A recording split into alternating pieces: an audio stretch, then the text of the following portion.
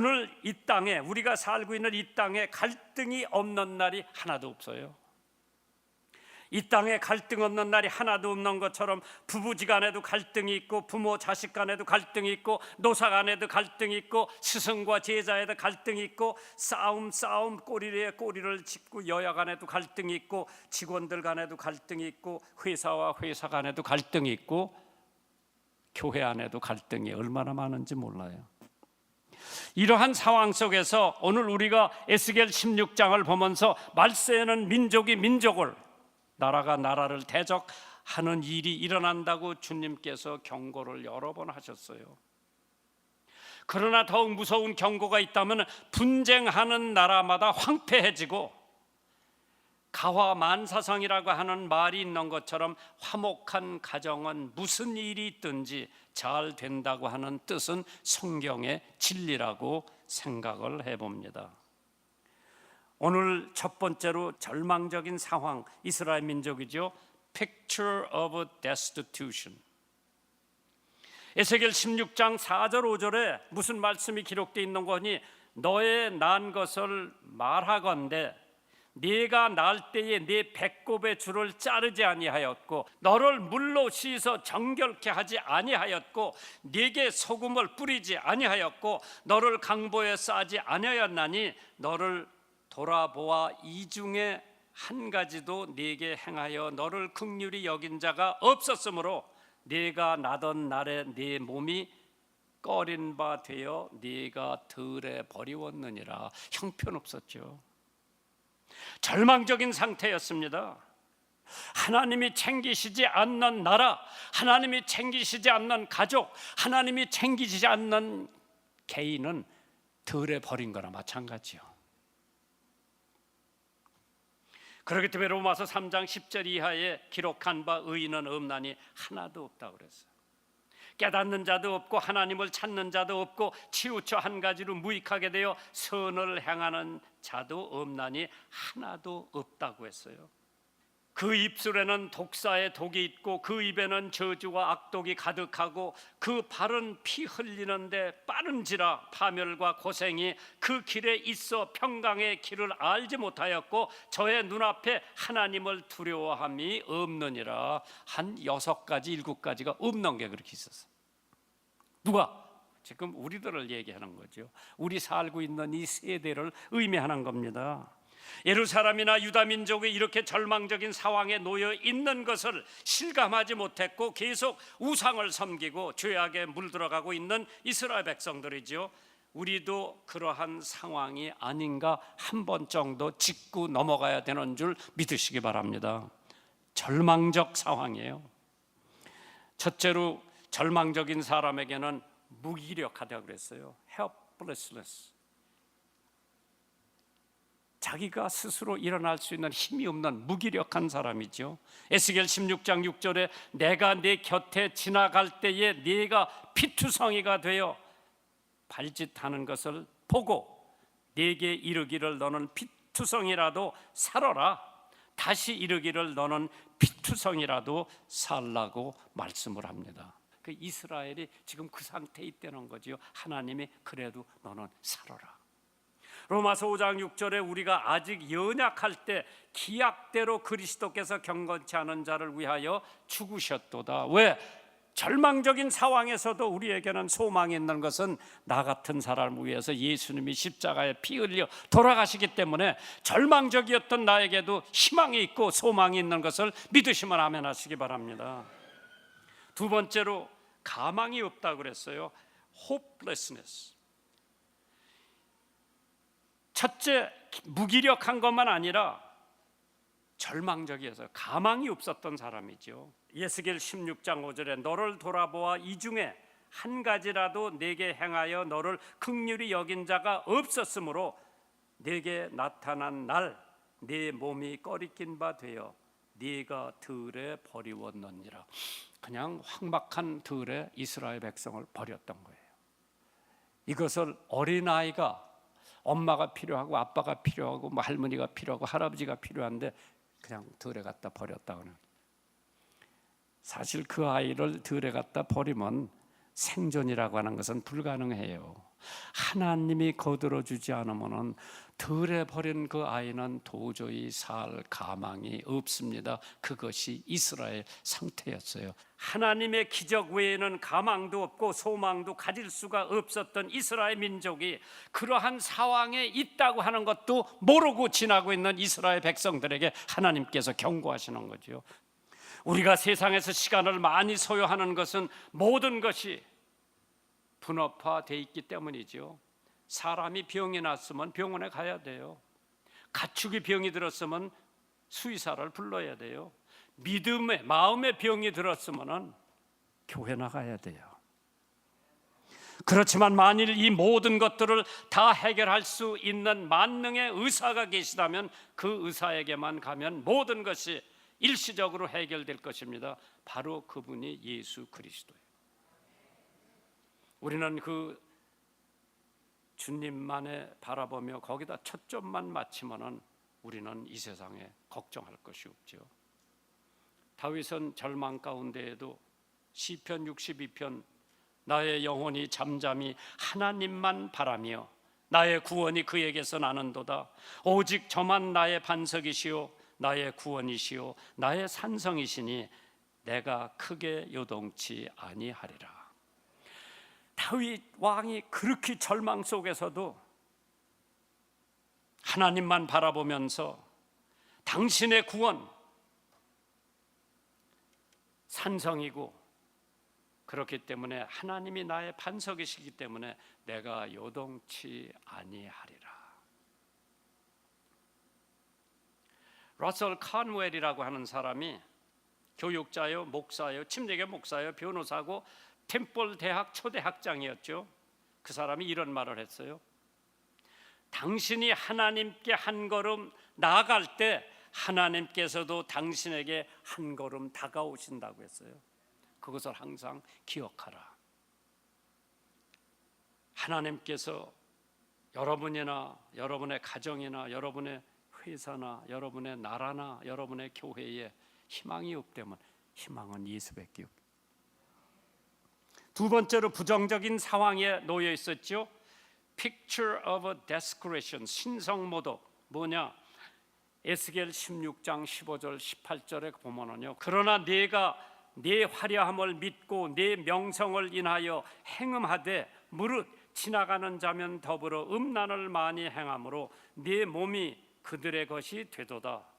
네가 네 의복을 취하여 색스러운 산당을 너를 위하여 만들고 거기서 음행하였나니 이런 일은 전무후무하니라.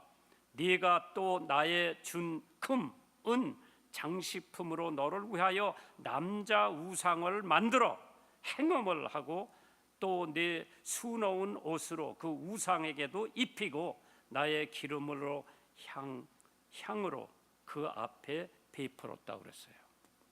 야, 이스라엘 백성을 묘사한 거죠.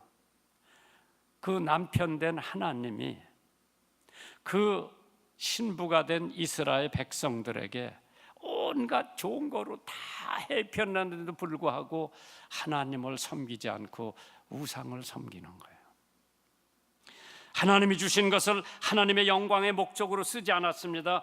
얼마나 부패했는지 상상을 초월하며 행동하고 있는 이스라엘 민족의 그 당시의 상황이 오늘 우리 민족의 현실 같지나 않은가 한 번 정도 짚고 넘어가야 될 것 같아요. 뷰티, 화려함.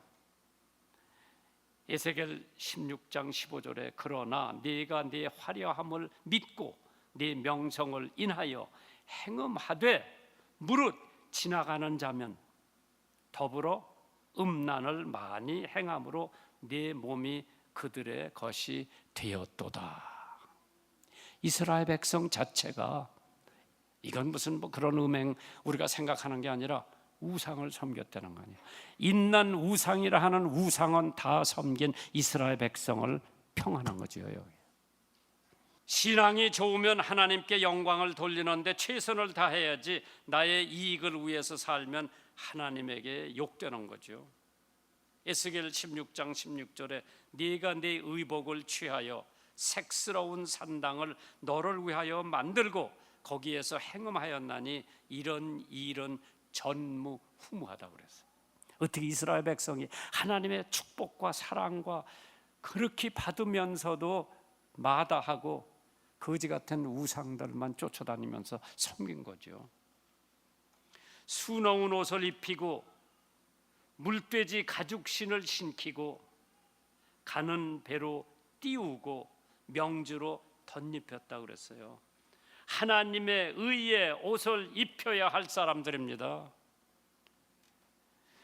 고급 옷, 명품 옷 다 입히고 명품 가방, 명품 구두 다 신겼는데도 불구하고 그거 마다하고 우상을 이스라엘 백성들. 세 번째로 하나님이 주신 물질을 가지고 우상을 만드는 거예요. 에스겔 16장 17절에 네가 또 나의 준 금, 은, 장식품으로 너를 위하여 남자 우상을 만들어 행음했다고 그랬죠. 하나님의 축복해 주신 물질과 재물을 가지고 하나님 앞에 영광을 돌리고 주변의 어려운 사람들을 도와야 할 이스라엘 백성이 향락과 사리 사욕 충당만에 급급해서 하는 모습이 얼마나 오늘 대한민국하고 비슷한가 한번 생각해 보세요. 그렇기 때문에 예수님께서 회개하라 천국이 가까웠느니라. 네 번째로 자녀까지 우상에게 바치는 죄를 범하고 있는 이스라엘 백성들. 태의 열매는 하나님이 주신 축복이에요. 그걸 갖다가 우상 앞에다 갖다가 제물로 불로 살라버리는 이스라엘 백성들. 하나님이 좋아하겠어요? 안 좋아하겠어요? 또 네가 나를 위하여 낳은 네 자녀를 가져 그들에게 드려 제물로 삼아 불살랐느니라. 네가 너의 음행을 작은 일로 여겨서 나의 자녀들을 죽여 우상에게 붙여 불 가운데로 지나가게 하였느냐. 네 어렸을 때에 벌거벗은 적신이었으므로 피투성이가 되어서 발짓하던 그것을 기억하지 아니하고 네가 모든 가증한 일과 음란을 행하였느니라. 야, 이스라엘 백성이 얼마나 악했으면은 태는 즉 자식은 하나님께서 주신 기업이라고 했는데 인간의 창조의 첫 목적은 하나님께 영광 돌리는 건데 야, 그거 다 버리고. 누가 이런 얘기를 했죠? 사과는 셀 수 있어도 사관 안에 있는 씨는 셀 수가 없다고 그랬어. 사과 먹어봤죠? 그 안에 씨가 몇 개 있어? 모르지?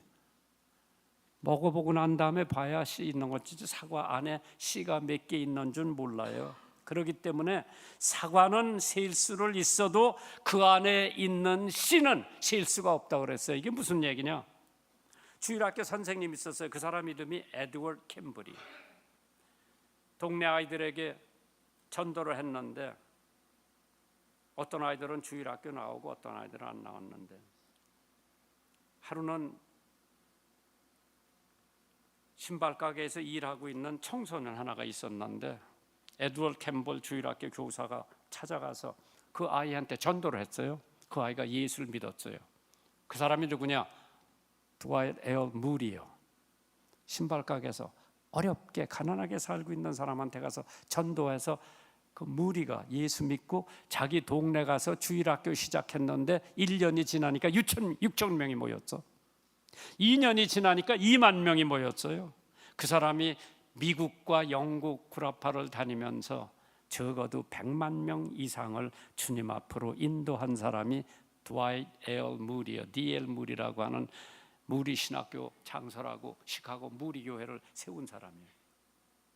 그 사람의 전도를 듣고 웨어버 챕먼이라고 하는 사람이 예수 믿고 엄청 큰 부흥사가 됐죠.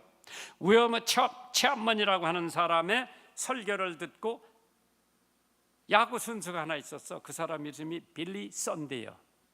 야구 선수가 그 사람 가서 설교 듣고 예수 믿고 유명한 부흥사가 된 거예요. 그게 빌리 썬데 부흥사예요. 빌리 썬데의 설교를 듣고 모르카이 햄이라고 하는 사람이 예수 믿고 목사가 되고 그 사람도 부흥사가 됐어요. 그 모르카이 햄이라고 하는 부흥사가 샬럿 노스캐롤라이나에 와서 부흥해내는 거예요. 거기 누가 간거하니 고등학교 3학년 학생들 한 17, 18살 된 사람들이 방해하기 위해서 그 집회에 참석했는데 그 중에 한 사람이 빌리 프랭클린 그램이라고 하는 학생이 자기 친구들하고 간 거예요. 모르카이 햄의 설교를 듣고 빌리 그램이 회심을 하고 예수를 믿고 부흥사가 된 거예요. 그 빌리 그램이 한국에 73년도에 와서 부흥회를 하는데 수십만 명이 그때 예수를 믿고 결실을 하고, 지금도 나는 돌아다니면서 그때 회심했던 사람, 개종했던 사람을 드문드문 만나요. 사과는 세일 수 있는데 그 안에 씨는 몇 개인지 모르지요. 오늘 여러분들이 누구한테 전도해가지고 그 사람이 대부흥사가 될 수도 있고 목사가 될 수도 있고 전도사가 될 수도 있다고 하는 거죠. 하나님께서 부정적인 상황에 있던 사람들, 사과나무에 열린 사과의 개수는 셀 수가 있지만은 사과 안에 있는 씨 개수를 셀 수가 없다고 했죠.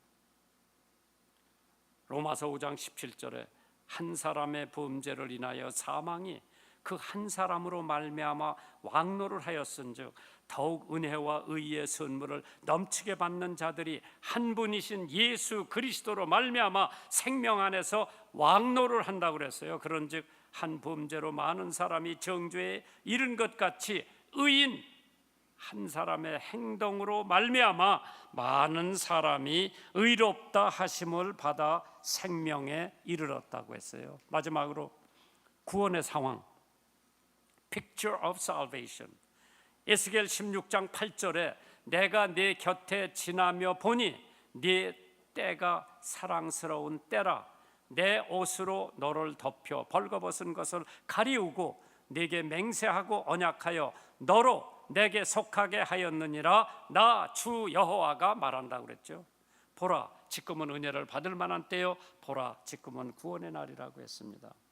하나님의 은혜와 긍휼이 작용할 때를 놓치지 말라고 그랬어요. 첫 번째, 하나님이 씻어 주셨다고 그랬어요. 어린아이가 피투성인데 산부인과에서 걔 씻어 주시는 거죠. 우리가 이 세상에 태어났을 때 피투성이는 클렌스, 완전히 제 사함을 씻어주는 거죠. 그렇기 때문에 에스겔 16장 9절에 내가 물로 너를 씻어서 네 피를 없이 하며 네게 기름을 발랐다고 그랬어요. 기름은 성령을 상징하지요. 하나님이 내 죄를 씻으시고 나에게 성령을 주셨다고 하는 거죠. 참, 제가 예수 믿으려고 미국 간 것도 아니고 카라 파울스라고 하는 군인이 날 미국에 보내서 신학교에 보낸 게 아니라 고등학교에 먼저 보냈는데 그게 부속 고등학교예요.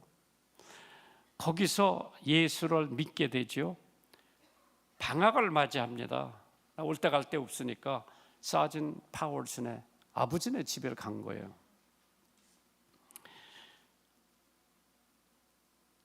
5월, 6월, 7월, 8월, 근 3개월 반이나 방학이요. 그래 그 집에서 뭐 풀도 깎고 뭐 심부름도 해주고 3개월을 지내면서 하루는 잔디풀을 깎았어요. 파월스 씨하고 잔디풀 깎고 그때 수박이 한참 나올 때예요. 툇마리에서 수박을 잘라서 한쪽 먹으면서 나 밥 존스 고등학교 가서 예수를 영접하고 예수 믿었다고 얘기를 했어요. 군인한테. 자기도 아직까지 예수 안 믿었다고 그러면서 그날 예수 믿기로 작정을 하는 거예요. 그 툇마리에서. 그 예수 믿고 작정. 거긴 교회도 없어. 산골 2집밖에 없는 데인데 시내나 나가 자기 큰형님네나 가야 교회를 갈 수가 있는데 그럭저럭 지내고 그 양반도 대학을 졸업 맞고 공립학교에 선생님이 되는 거죠. 7학년 담임을 40년을 한 거예요. 예수는 믿었는데 아직까지 세례 침례를 못 받은 거예요. 요셉 목사가 고등학교를 졸업 맞고 신학교를 간다고 내가 미국 데려가기 전에 성지를 한번 구경시켜 준다고 우리 가족을 데리고 성지를 간 거예요. 가기 전에 내가 사진 카라 파월스한테 편지를 한 장 보냈어. 우리 가족이 일주일 동안 성지에서 보낼 텐데 당신이 거기 와서 일주일 같이 보내면 영광이라고 편지를 보내니까 거기도 크리스마스 휴가요, 베케이션이요. 나한테 답장이 옵니다. 나는 예수 믿고 아직까지 세례나 침례를 안 받았는데 만약 자네가 요단강에서 나 침례를 준다면 내가 기꺼이 가겠다. 오시라고 그랬어. 1978년일 거예요. 크리스마스 이브 때 텔레비브 공항에 도착을 해서 모시고 예루살렘에 와서 하룻밤을 자고, 크리스마스 이브요. 거기서 하룻밤을 지내고 그 다음날 아침 크리스마스 날 자동차를 하나 세뇌가지고 저 갈릴리 바다 바로 밑에 강이, 요단강이 시작되는데 거기 이미 벌써 침례 받으라고 커다란 웅덩이를 하나 만들어 놨어. 그리고 탈의장도 다 있고. 그래서 나 미국 데려다가 공부시킨 사람이요. 학비 대주고 옷 사주고 양말 사주고 다 해준 사람. 나가 이제 데리고 요단강에 침례 받으러 들어가는데 우리 집사람 요셉이 애설이 다 강둑에서 지켜보고 있는데 막내 요한이가 11살 때요. 아빠, 나 아직 세례도 안 받고 침례도 안 받았는데 안고 카라 아저씨하고 같이 침례 달라고 쫓아들어오라. 그래서 그 두 사람, 저게 지금 요단강이요. 나를 미국 데려다가 공부시켜준 사람이에요.